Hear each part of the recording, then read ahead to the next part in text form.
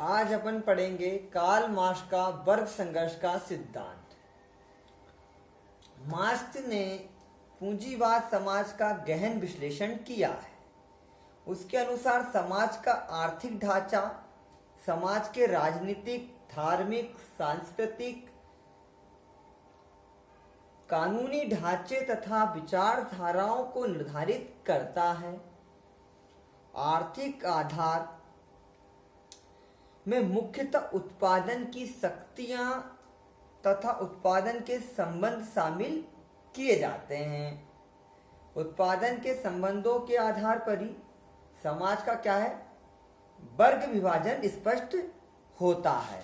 अब वर्ग विभाजन स्पष्ट होता है, इसमें क्या है, बेपर के अनुसार मार्क्स के चिंतन में वर्ग संघर्ष की धारणा विशिष्ट महत्व है।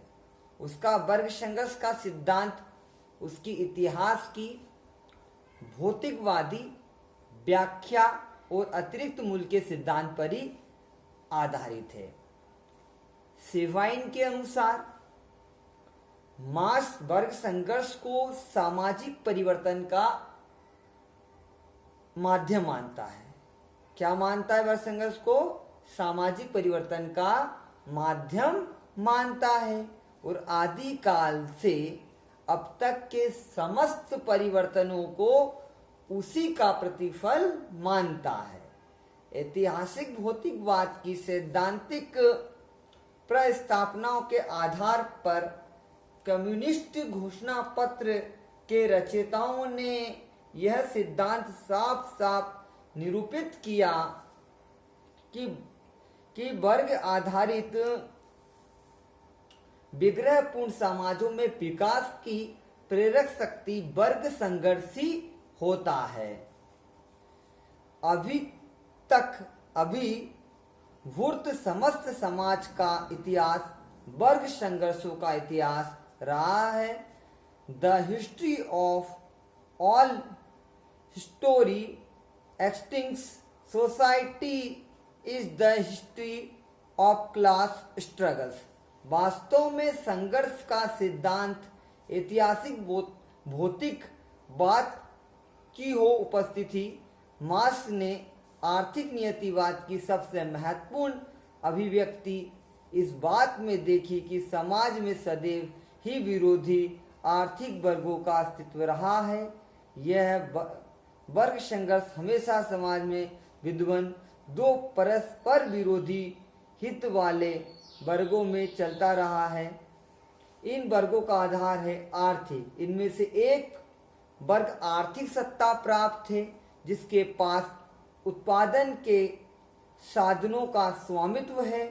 दूसरा जो केवल शारीरिक श्रम करता है, मतलब एक वर्ग जो है वो पूंजीपति वर्ग है, जो दूसरा वर्ग है वो श्रमिक वर्ग है। ठीक है।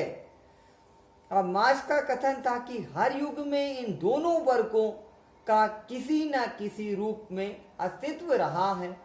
पहला वर्ग सदा ही दूसरे वर्ग का शोषण करता रहा, मतलब सदा, है ना।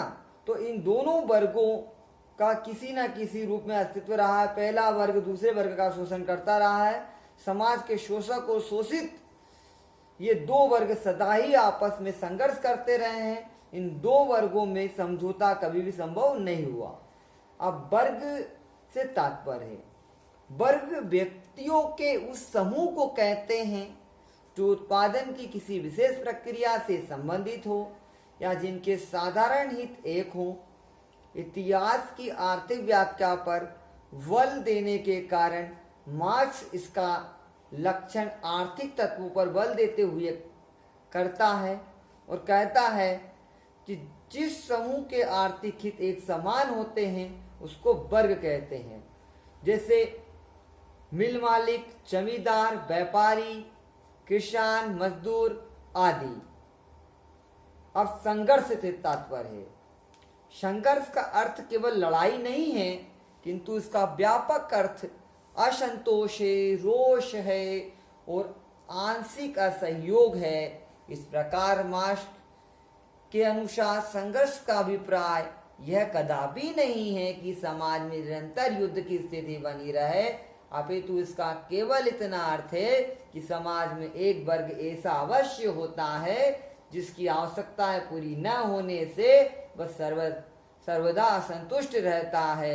इस असंतोष को वह वर्ग समय समय पर कई रूपों में असहयोग, हड़ताल आदि द्वारा व्यक्त करता है, और जब यह असंतोष असहनीय हो जाता है तो द्वंद्ववाद के आधार पर यह संघर्ष क्रांति का रूप ले लेता है, जिससे शोषित वर्ग की विजय और शोषक वर्ग का पतन अवश्यभावी है।